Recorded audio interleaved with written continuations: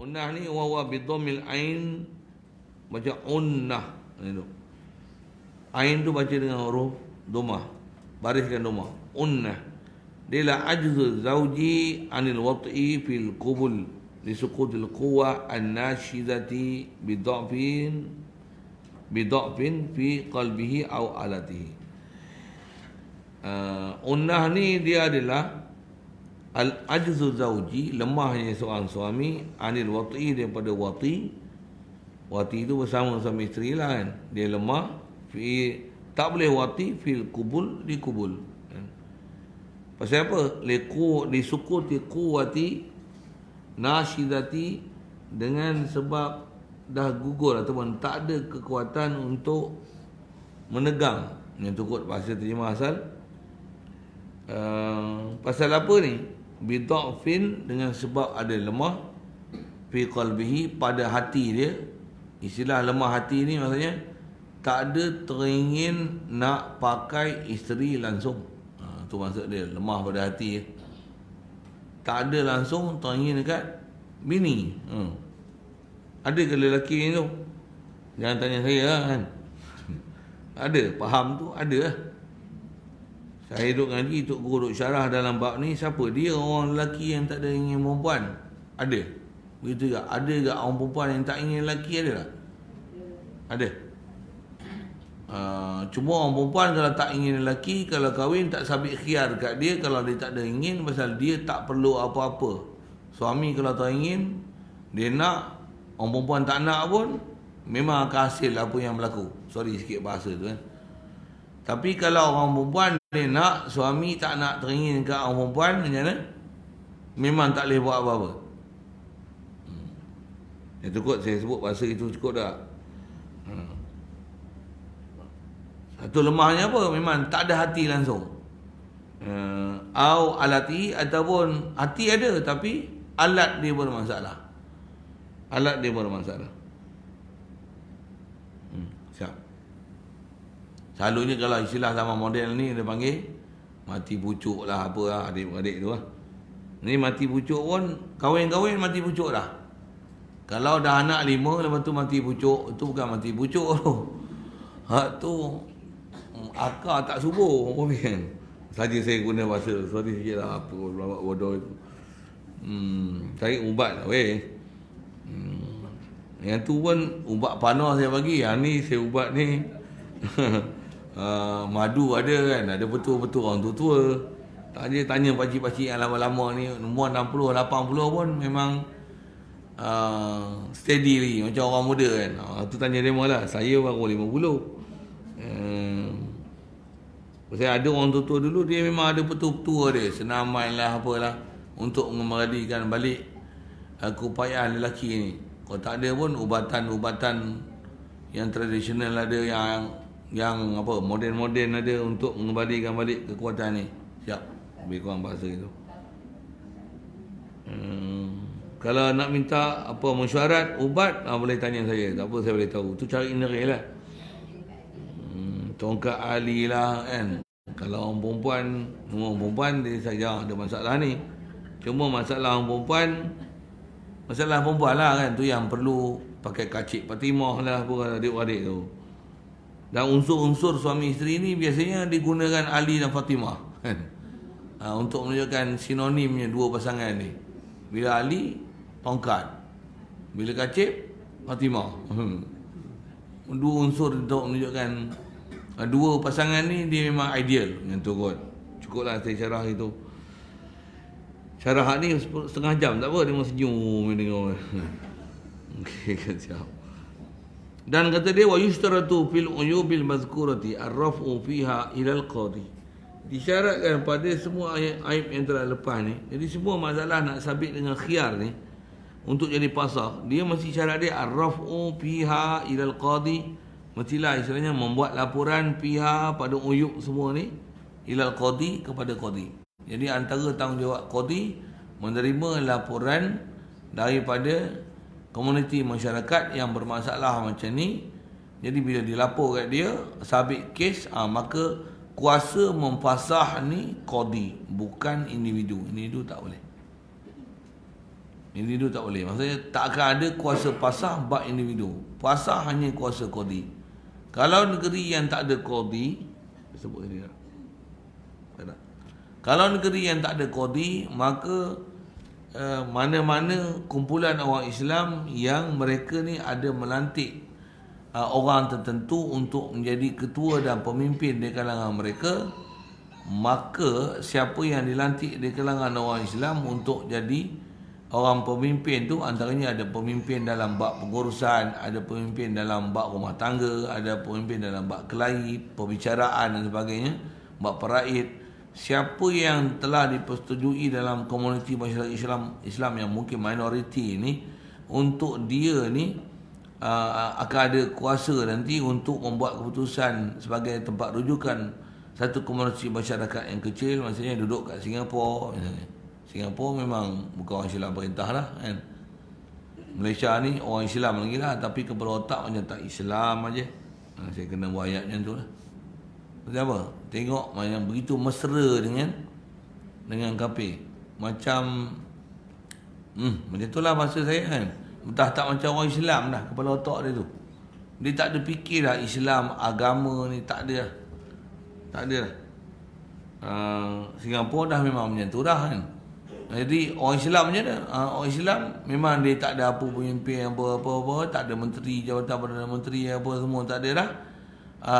Tapi dia akan nanti ada juga pejabat agama. Jadi orang Islam ni hanya jadi dalam bidang-bidang tertentu yang diperkotak-katikkan, yang dibakul sampah kan, untuk menguruskan sampah-sampah mereka. Macam tu kot bahasa-bahasa dia. Jadi kalau ada orang tertentu dilantik, orang itulah menepati qadi. Mereka inilah yang boleh mempasarkan. Singapura macam tu. Kalau sikit tengok ke Siam dia tak macam tu. Pasal orang Islam di Siam kuat lagi, komuniti dia besar. Dan dia ada pengaruh, dan dia ada kuasa di parlimen. Dan cakap mereka dipakai. Nak syarah tu pun panjang kan. Itu kata masuk saya masih ada kuasa politik di situ. Dan dia orang ni memang dihormati pula orang Islam di Pulau Patani sana. Siapa? Komuniti masyarakat mereka baik. Pula tu kalau ada buat usaha dakwah ni, sampai kerajaan Siam respect. Maksud orang Siam ni kalau buat majlis keramaian dekat tokong-tokong dia, sampai kelahi, hilang kasut pun kelahi. Pasal Siam ni memang ada macam tu. Dia ada perangai dia. Tapi orang Islam sana, pasal sana kuat dakwah, kuat jemaah tabligh apa tu, dan ikut susulan aturan agama yang betul, yang mengikut pula jemaah ni tutup guru pondok dan orang pondok. Jadi istilahnya ilmuwan belaka di kalangan tutup guru alim ulama yang memperjuangkan perjalanan dakwah dan tabligh ni. Jadi bila buat satu-satu himpunan, sampai yang baru ni buat dekat Yala rasa saya 400,000. 400,000. Tetamu saya tak dan pergi. Dulu saya rajin juga pergi himpunan-himpunan ni. 400,000 orang. Dijangka 200,000 orang, tapi yang datang 400,000. Musim-musim hujan pula tu tuan bayang. Tapi bayang tak lari. Hujan tak lari. Nak lari mana? Hujan juga. Tak lari. Tunggu. Masya Allah. 400,000. Dengan Tok Guru dengan anak-anak murid je. Semua tak lari. Tapi bila Tok Guru ni hujan, anak murid dia tak duduk biasa. Dia kelang kabut tengok guru dia. Tapi Tok Guru tak lari tengah-tengah hujan tu. Masya Allah. Sampai zaman saya pernah pergi kat sana dulu, sampai tahap dia punya YB dia, baik ya, bukan YB daerah, kawasan punya, macam mana sebut, parlimen, YB parlimen dia, bukan amper punya, dia cangwat amper, dia ada istilah macam tu lah, Siam amper, cangwat, tahulah bahasa-bahasa Siam sikit, pasal pernah keluar duduk sana dulu. Pun pergi ziarah je lah. Saya pergi dulu, saya tak pergi ngaji rasmi, tapi pernah ziarah dalam seminggu, dua itu. Apa saya nak sebut ialah menteri, ada yang menteri datang, ada yang YB dia datang, ahli parlimen dia, buat apa? Mai majlis orang Islam, bagi ucapan terima kasih pasal mai tetamu daripada luar tempat dia. Lepas tu dia sendiri tawarkan apa dia perkhidmatan yang dia nak kena beri pada orang Islam yang begitu ramai, pasal sudi mai tempat dia. Kalau ada kekurangan, bagi tahu kat dia, dia akan sediakan perkhidmatan tersebut. Bagus kerajaan Siam pada Malaysia ni. Kita putak tapis tutup. Kilang Arab bina Malaysia. Saya syarah tak boleh segi saya panjang sangat tu. Cukup. Tambah kalau saya nak cerita bajet lagi, saya sapu bersih kan. Apa Allahumma salli wa sallim. Mula dia sebut tu saya dah melilah kepada otak saya. Bantuan tu. Siam. Ya. Masjid ni tak puasa. Oh, dia puasa dia pun US bukan Malaysia tau. Masjid ni puasa, masjid ni tak puasa, biasalah. Pasal apa? Di atas saiz dia yang besar pula tu.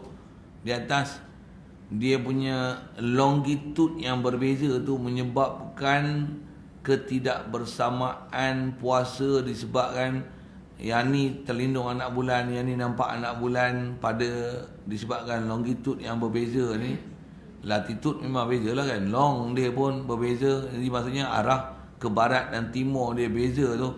Menyebabkan ada, kalau ada anak bulan sekalipun terlindung dengan sebab mendung dan sebagainya, mana tak nampak anak bulan, maka tempat tu sepatutnya memang tak puasa. Ada tempat yang jauh lagi yang tu nampak anak bulan kena puasa. Yang tu dia kena ada pengetahuan satu hal.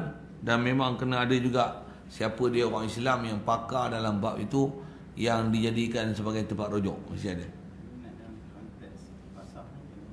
Dalam konteks pasal itulah selalunya bila masyarakat Islam yang sikit macam ni, yang dia minoriti, pula tu dalam kumpulan tertentu je, biasanya memang kita akan kuat dalam satu pertubuhan, society dan sebagainya. Jadi kalau ada kes-kes macam ni, kena pergi jumpalah dalam pertubuhan orang Islam yang mana ni, yang mereka ni sampai akad nikah pun bagi siapa yang tak ada wali, mereka ni lah akad nikah kan. Jadi bila ada nak perceraian, masalah tuntutan nafkah tak ada beri, pasah atau sebagainya, mana mereka ni lah juga kalau ikut isi kaedahnya adalah orang yang akan dirujuk untuk boleh ada kuasa melakukan pasah kalau dalam komuniti Islam yang kecil macam ni. Quran sebut macam ni istilah dia. Fa ba'su hakaman min ahlihi wa hakaman min ahliha disebut. Mesti ada juru damai ataupun hakam. Maksudnya dipanggil ada majlis tahkim. Maksudnya ada kumpulan yang mereka ni, dalam kumpulan mereka ada ketua yang isu-isu perwalian pun mereka akan selesaikan. Bab zakat pun nanti dia akan ada kuasa macam mana pemerintah yang akan ada amil daripada pihak dia. Dalam bab pasah ni nanti dia akan ada kuasa untuk jadi hukum macam qadi. Pasal orang kafir takkan ada peduli dengan komuniti Islam ni. Orang Islam sendiri dia kena belajar agama dia, walaupun dalam kumpulan yang minoriti, dia sendiri membina sistem kehakiman dia, sistem pengurusan dia. Itu kot bahasanya tak. Saya ada beberapa sahabat orang ni, saya jumpa kat mana yang dia pernah pergi Afrika satu masa dulu, pergi jumpa kat Tambun orang ni. Dia ke Afrika lama dah lah kan. Masa tu Afrika ni kalau tengok orang Islam dia pelik kan. Dia pelik. Dia pergi baru ni 2018 ni, berapa tahun dah. Dulu dia bertugas bahagian apa lah, saya tak ingat dia sebut apa. Pernah duduk sana lama dulu, 5 tahun. 5 tahun lebih. Lepas tu balik sini lama dah, sekarang dah bersara, duit ada, saja nak pergi tengok tempat dia pernah berkhidmat dulu. Pergi sana, masjid besar-besar. Orang Islam punya ramai, cantik dan bagus pengurusan orang Islam tu lebih daripada Malaysia. Dia kata orang yang asal dia kafir, tapi bila terima Islam, dia mengaji Islam, dia faham Islam, pengurusan dia lebih baik daripada Malaysia yang orang memerintah dia agama Islam. Tahu? Dengar elok ya tu. Lebih baik daripada Malaysia yang pemerintah dia agama Islam, tapi agama Islam tapi tak mau Islam.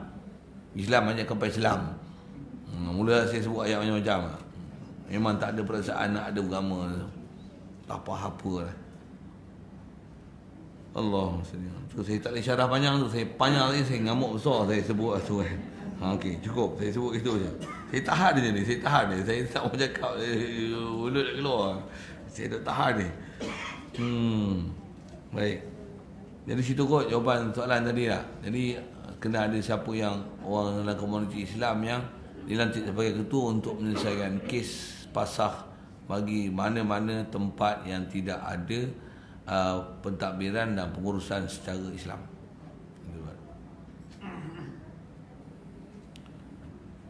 Malaysia ni sepatutnya dia lebih daripada apa yang ada. Pasal sepatutnya kita tuan kan. Masa kita dilanda Portugis dulu, siapa jaga negeri kita? Kita ada lawan Portugis tak? Belanda siapa? Kita juga. British siapa? Jepun siapa? Perlu pendatang asing? Tak perlu pun kan. Tapi habis sekarang dia nak pijak kepala, nak tunjuk dia tuan pula. Lesing lagi apa tu. Tambah pula ada pemimpin bodoh ni, dia kata apa? Kalau duk jadi koli tak usah perasan lah nak perjuangkan ketuanan Melayu. Boleh bangang sungguh pemimpin ni. Dia lah yang bangang tu. Saya lah tu. Saya setuju sangat ayat tu. Kan ada kan pemimpin kita yang cakap itu kan.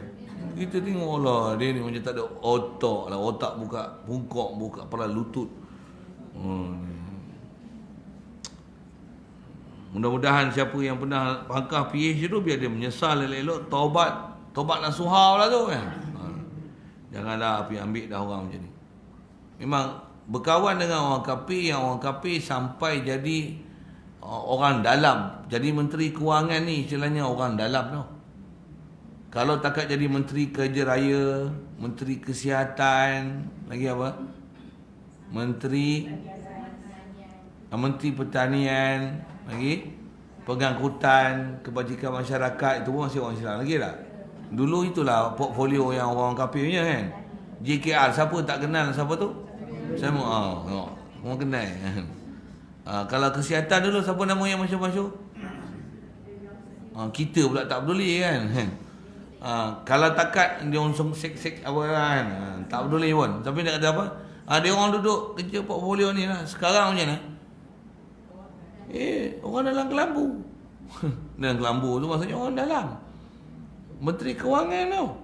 Menteri Kewangan ni gaji dia lebih daripada Perdana Menteri. Dengan allow nak ni. Penasihat dia lagi ni. Kurang kata apa?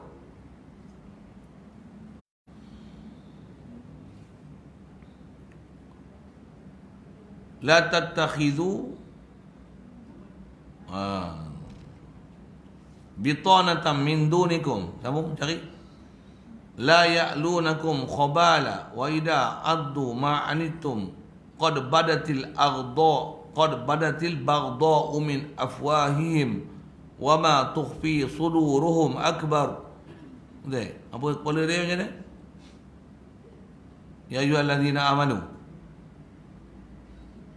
la tattakhidhu bitanatan min dun la tattakhidhu aduwi wa aduwakum bitana. Lajak-lajak mulut baca cukup lain ni. La taj'alu aduwi wa aduwakum. Tapi sebelakang tersebut jangan jadikan orang kafir bitanatan min dunikum. Bitanah ni bahasa yang nak fokus sikit tu tentang bitanah dalam bahasa Arab. Bitanah, ba, ta, alif, nun, ta, bitanah. Bitanah daripada perkataan batnun. Batnun mana apa? Perut. Bitanah ni dia baju, kalau saya pakai jubah ni, baju yang saya pakai undercoat ni. Boleh faham? Tu dipanggil bitanah. Baju yang kalau saya pakai jubah ni, jubah saya tak kena perut saya, tapi baju tu kena perut saya. Baju tu. Jangan jadikan orang kafir bitanatan, yang bitanah ni min dunikum, orang yang bukan daripada kalangan kamu. La ya'tunakum khabala. Memang surah Al-Imran 118. La ya'lunakum khabala. Betul? Dia macam la tattakhidhu bitanatan min dunikum la ya'lunakum la ya'lunakum khabala waddu ma anittum qad badatil baghdha'u min afwahihim Wa ma tukhfi suduruhum akbar. Jangan jadikan orang kafir ni bitanatan min dunikum, yang bukan daripada kalangan kamu orang Islam, untuk la ya'lunakum khabala. Dia tak akan, bahasa mudah kita, tak akan ada apa-apa ambil peduli di atas apa kesusahan kamu. Waddu ma anitum, dia orang ni kasih apa yang menduka citakan kamu. Tak bagi bantuan, dia tak bagi berim, tak bagi rumah, bantuan rumah apa tu, mesra rakyat, tak bagi bantuan kebajikan, tak ada ni. Nanti bapak setan ni kata apa? Jangan jadi pemalas. Boleh faham dia buat apa? Dia apa? Qad badatil baghdha min afwahihim. Nyata nampak bencinya, marahnya, tak sukanya puak-puak ni, yang tak suka ni, dia ni memang jelas daripada mulut dia, keluar daripada mulut dia, tak suka dengan orang Islam. Wa ma tukhfi suduruhum akbar. Apa yang disimpan dalam hati sanubari dia lagi besar, dia tak suka dah, benci dia. Al-Quran kata tu, saya tolong hurai . Bahaya. Siapa bahaya? Paling besar bahaya hak kepala dia tu. Yang orang kafir ni memang kita faham dah bahaya lah. Tapi bila dia akad nikah kan dan diijab kabul kan, habis lah.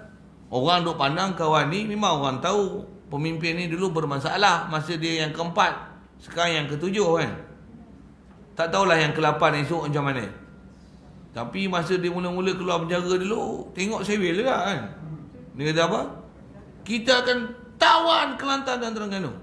La ilaha illallah. Kita dengar pelak puak ni. Saya kata pelak tu lah. Mula cakap Perak, cakap Kedah kan. Pelak. Pasal apa pelak? Patutnya dia kan kata, dah negeri ditadbir oleh orang Islam yang tak ada satu kerusi pun yang hak jingga ni. Kelantan Terengganu lah. Dua negeri yang memang tak ada jingga langsung. Sepatutnya biarlah. Memang baik pun, satu-satu kebaikan kita boleh tengok. Ini satu. Dia kata dia nak jatuh orang kerajaan ni. Tak tahulah dia nak jadi nombor 8 dan jadi ke tak jadi, ke mapuh dulu kan. Betul dia jadi ni, dia jadi macam mana kan. Pasal dengar ayat-ayat dia kata, maafkanlah dia, saya dulu memang kena tubuk macam ni. Lepas sekarang saya anggap dia macam bapak saya sendiri. Pula bapak dia lah. Susah hati dia dengar ni lah, masyarakat dah. Nak kata apa? Tunggu lah, doakan mudah-mudahan kebaikan lah. Kalau tak baik pun, dah kita terima macam mana? Terpaksa tanggung lah. Ni tanggung biawak hidup ni lah nama dia. Dah, saya tak boleh saya syarah panjang pun. Aduh, saya nak cerita bitanatan tu. Yang memang dia dari mulut dia memang dia tak suka Islam ni banyak dah. Pula tu dia tak cakap banyak pun, orang lain yang cakap banyak bagi pihak dia. Lepas tu yang dia bercakap, lepas tu yang wakil bagi pihak dia bercakap untuk dia tu dua. Lepas tu yang dia simpan dalam hati perut dia macam mana tak tahulah. Tapi tengok gaya tu macam tu lah. Memang tengok gaya tocang ni naik tinggi ni.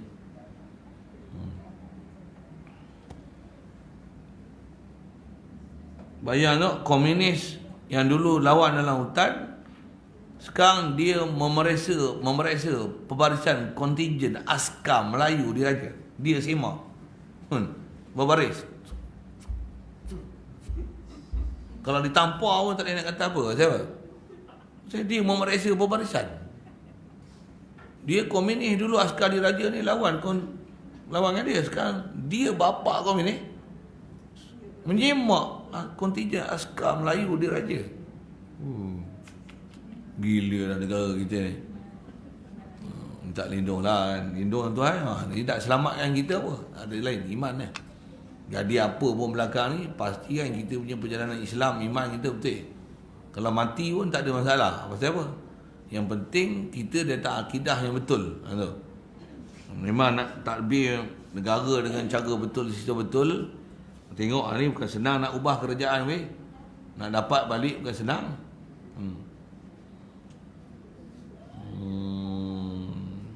Baik.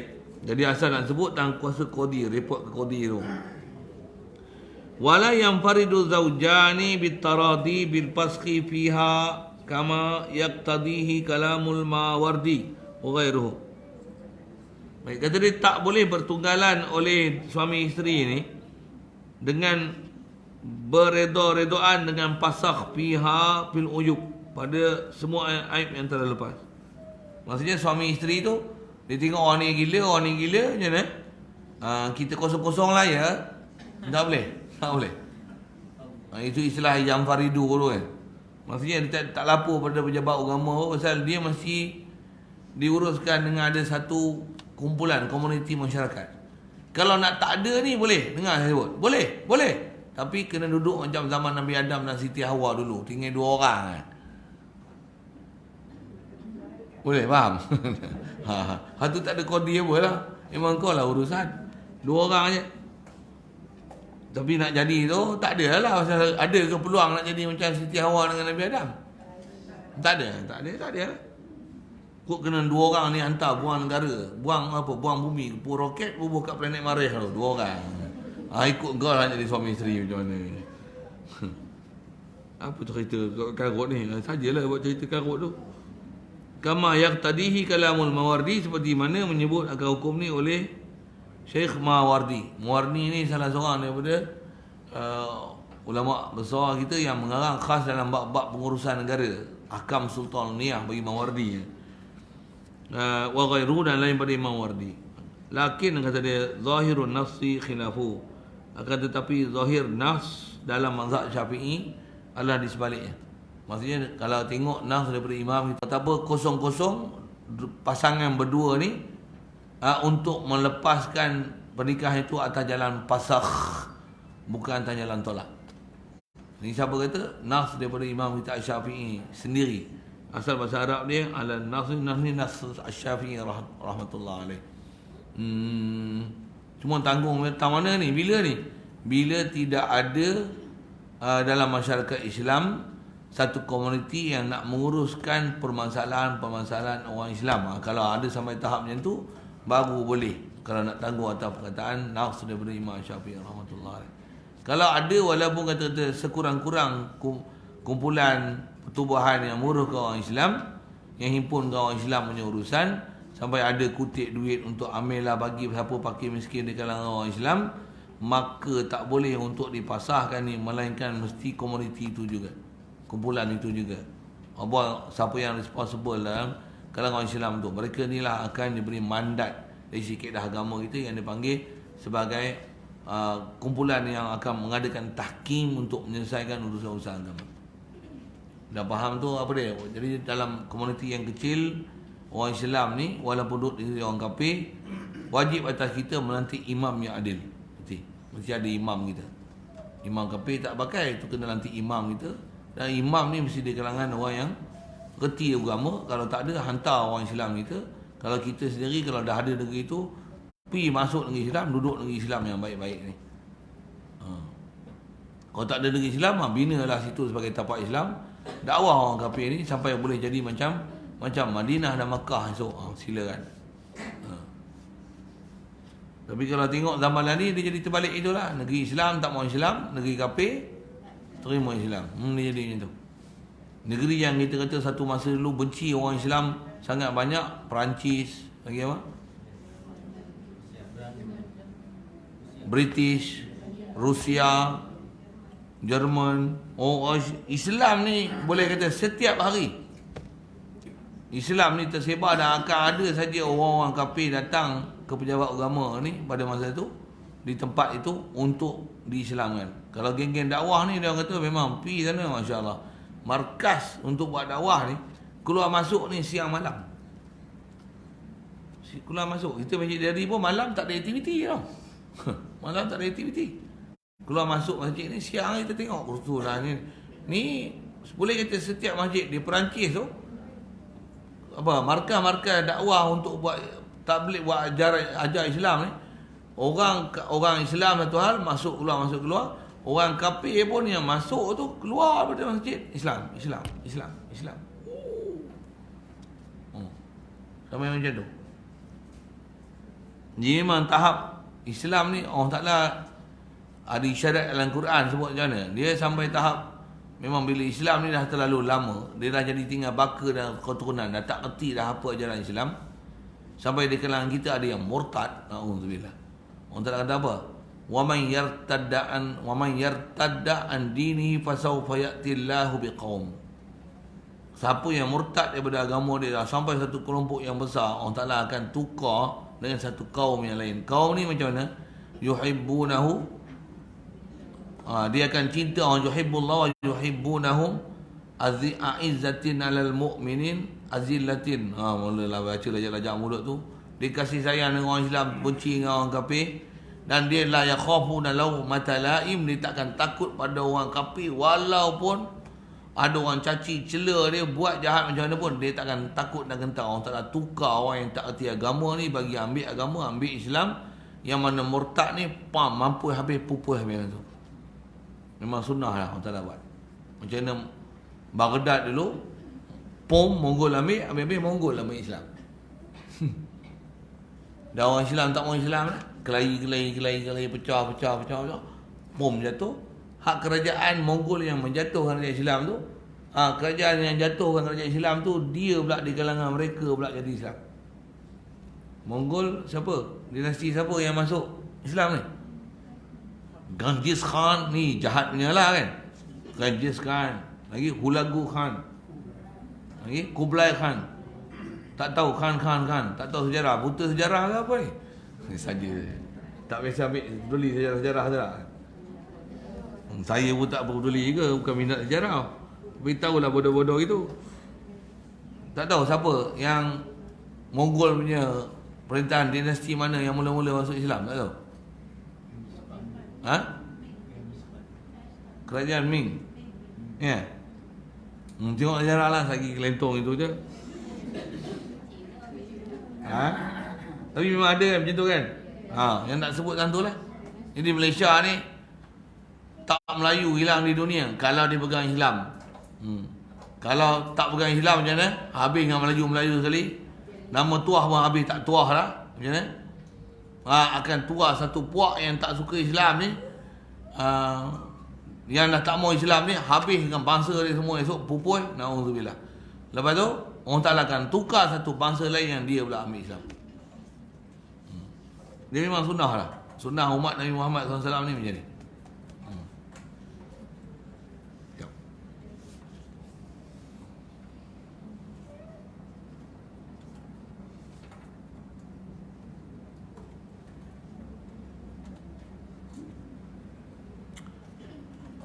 Habis itu. Baik. Faslun fi ahkamis sadaqi. Ini satu fasal pada membicarakan mas kahwin. Okey. InsyaAllah kita masuk bab tu. Kita mas kahwin lah. Ini mas kahwin ni, yang ni memang usul bahas dalam bab-bab akad nikah. Ada sekali lalu itu saya ada bicara bab belanja hangus apa. Belanja hangus ni dia akan bicara nanti ujung kitab dalam bab nafaqah zauj. Nafaqatu zaujati ala zaujain, nafkah yang wajib ditanggung oleh suami ke atas isteri dia. Ada bicara bab nafkah. Situ nanti akan bicara yang selalu saya ada sebut sekali lalu awal-awal kitab akad nikah, akan ada belanja yang wajib dengan sebab isteri serah diri kat suami. Antara yang memang wajib mas kahwin. Jadi kita nak bicara ni mas kahwin. Jadi belanja-belanja hangus tu yang wajib suami bayar, tempat sediakan tempat tidur, lagi alatan dapur, lagi keperluan di bilik mandi. Saya ada guna bahasa gitu tu. Yang tu biasanya dibahas dalam kitab dalam bab nafkah suami kepada isteri. Satu dia jadi tertinggal. Tu yang kadang kita mengaji pula awal kitab je, akhir kitab tak belajar. Tu yang jadi tak faham apakah dimaksudkan dengan belanja hangus tu. Dipanggil belanja hangus pun disebabkan pembelanjaan dah diberi, semua barang beli benda baru, alatan tidur dia, dapur dia dan bilik mandi dia. Lepas tu berlaku perceraian. Macam mana apa yang telah dibeli tu? Hangus isteri punya. Itu yang hangus. Pasal apa hangus? Tak boleh suami tak boleh minta balik. Mas kahwin syukur. Ni kita khas bicara ni mas kahwin. Okey, siap.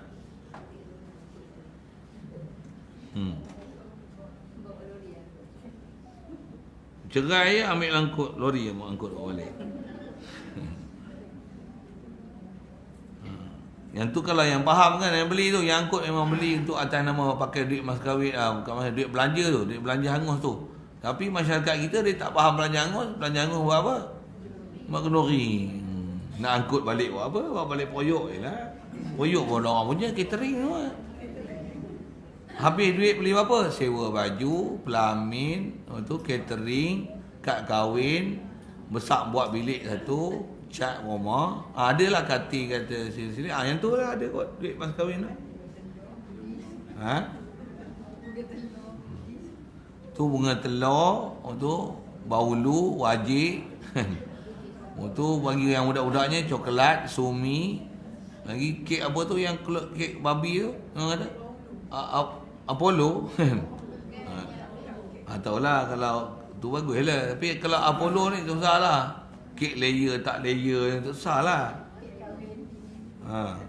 Kek kahwin tinggi 7 lapis. Apalah macam tu lah. Kalau tak ada tu bagus lah.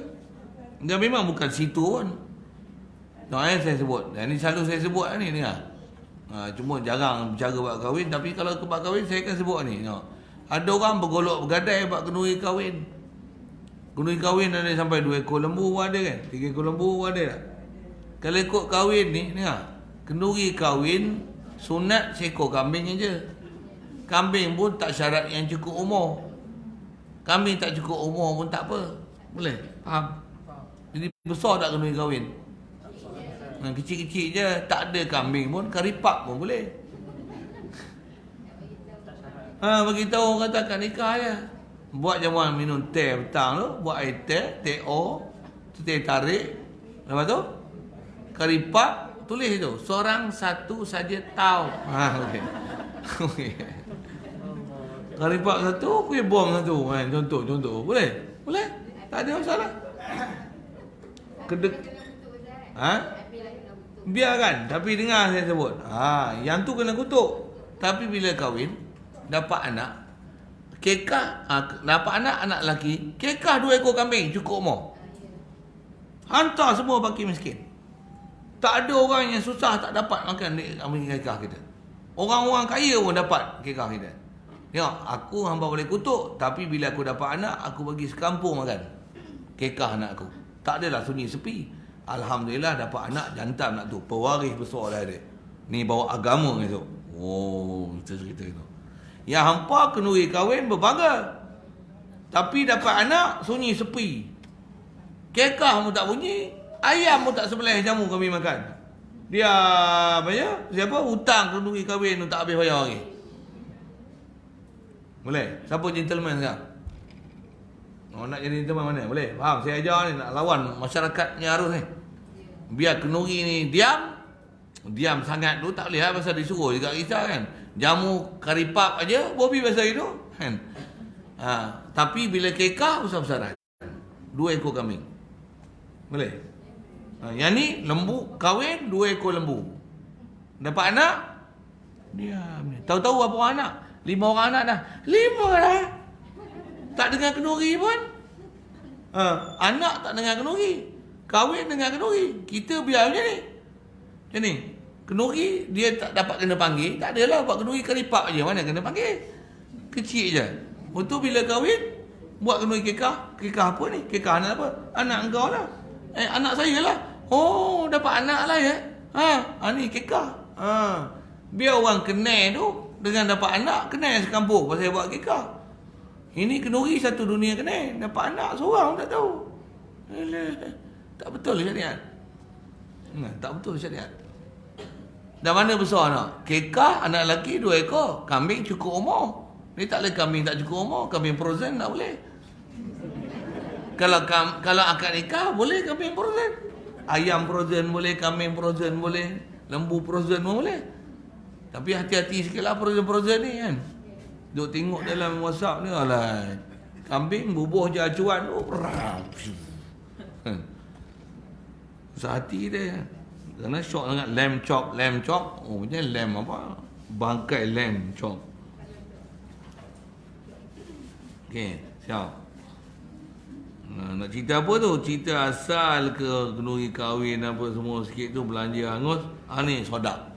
Baik, wahwa sodak ni bipati sod dia afsahu min kasriha. Ada baca sodak sidak tu lurah sikit. Mushtaqun min as-sidqi min as-sadqi bipati sod sadqi.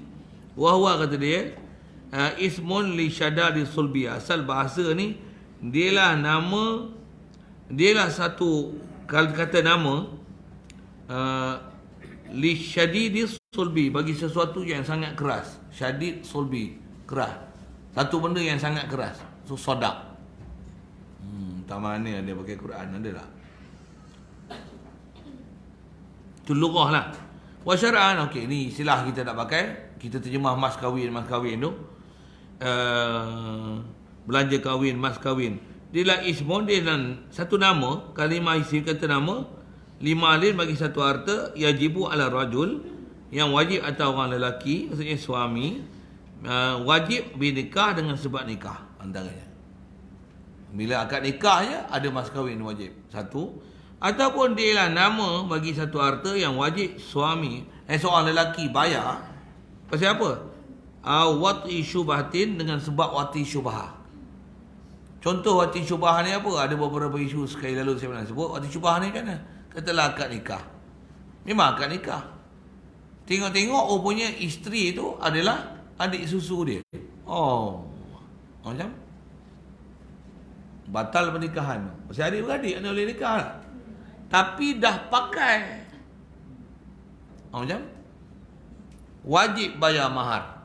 Mahar misil. Wajib bayar mas kahwin, mahar misil. Pasal apa?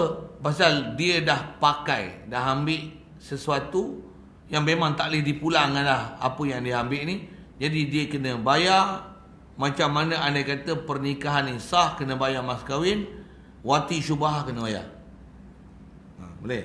Mungkin tak biasa dengar hukum wati syubhah tu. Boleh? Faham? Itu adalah contoh wati syubhah lah. Kalau wati syubhah selalu orang bagi contoh, tu ingat bini dia tengok orang lain waktu pakai tengok orang lain macam mana. Serupa juga wati syubhah. Dan syubhah dikira nisbah orang lelaki. Kalau orang lelaki itu syubhah kat dia, maka nama wati syubhah. Kalau perempuan tu dia pakai, kena bayar hukum macam mana dia kahwin macam mana orang perempuan tu. Lepas tu nak kahwin ke punya pasal. Tapi dengan dia pakai wanita tu di atas jalan syubhah kesamaran, dia sangka isteri dia, tengok orang lain, kena bayar tu nama dia tetap bayar mahar.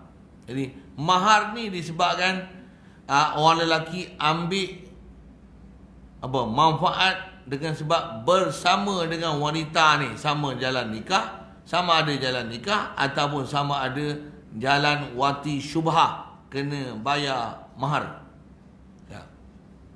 Zina tak ada mahar. Siapa? Zina ni tak dipakai dalam syarak. Zina adalah muamalah haram, gila punya, dosa besar. Tak ada hormat siapa yang buat, siapa yang dibuat. Kalau wati syubhah, dia tak hukum zina. Jika syubhah tu sebelah lelaki, itu syarat besar dia. Allahumma salli ala Muhammad. Dan si lelaki ni bila berlaku antara kes macam tu, dia kena bayar juga pada wanita yang dia dah pakai tu dengan sebab syubhah ni. Satu antara mudah contoh tu, akad nikah, saya tengok wali pasir. Tengok wali ni tak boleh pakai. Tengok wali tu gila adalah itu. Ataupun tengok saksi tu gila. Tengok saksi tu pasir, dosa besar punya orang. Tapi tak kena. Tengok jadi saksi. Akad nikah tak sah. Tu dah wati dah dapat anak macam mana? Wati tu wati syubhah, tetap kena bayar juga mas kahwin.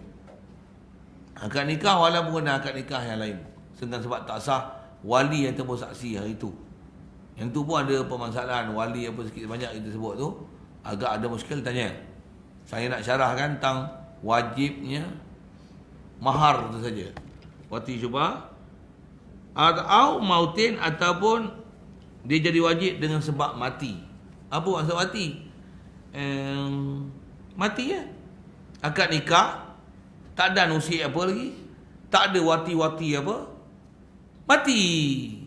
wajib isteri ni dapat mas kahwin dengan sebab mati suami dia. Suami tak pakai, tak usik pun lagi.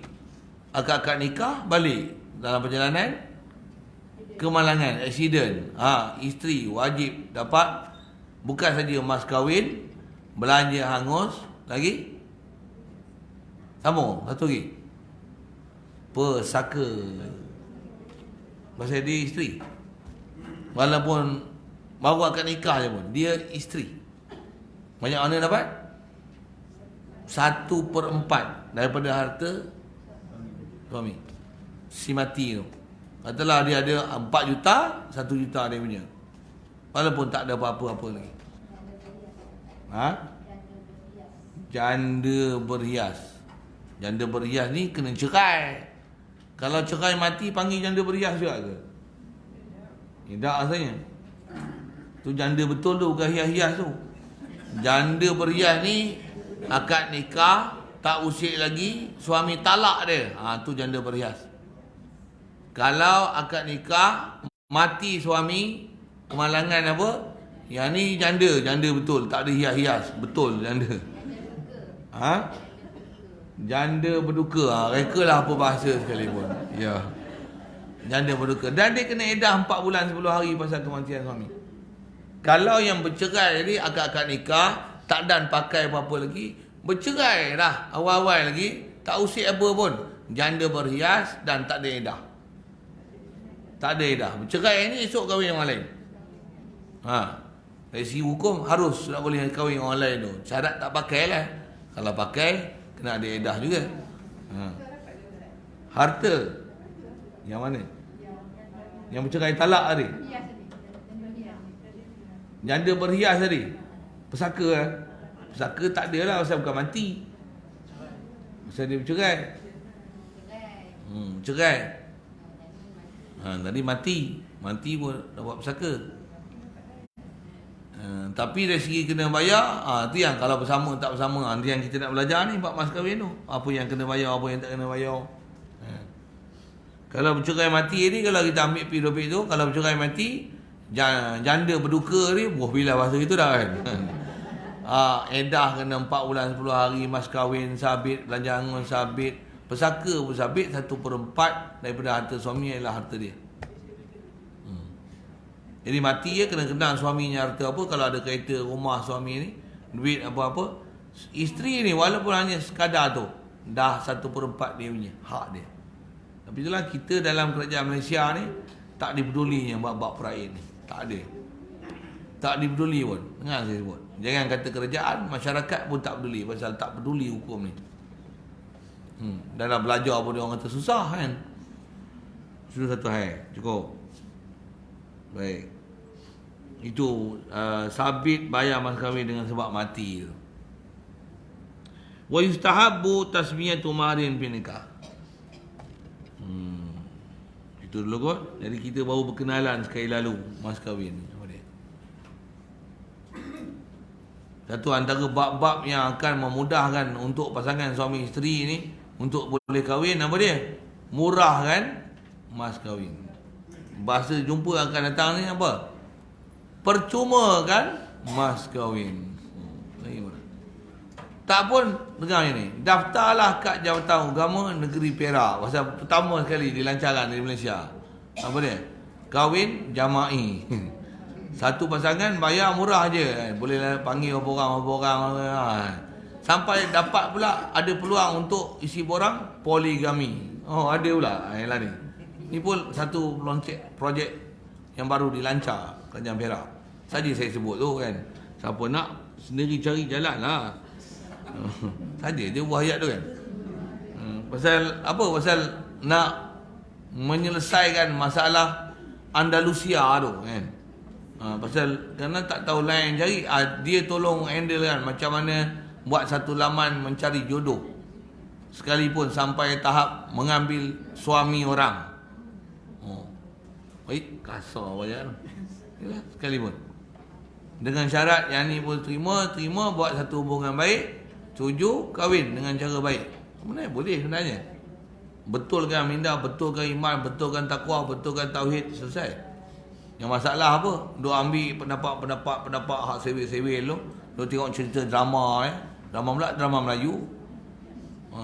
Tak pun cerita Korea. Tu dia tengok ni jadi panduan akidah. Ni nak betul. Okey, siap. Jumpa depan nanti. Murahkan mas kahwin, lagi murah apa? Murahkan belanja kahwin. Memang senang kahwin. Ada soalan?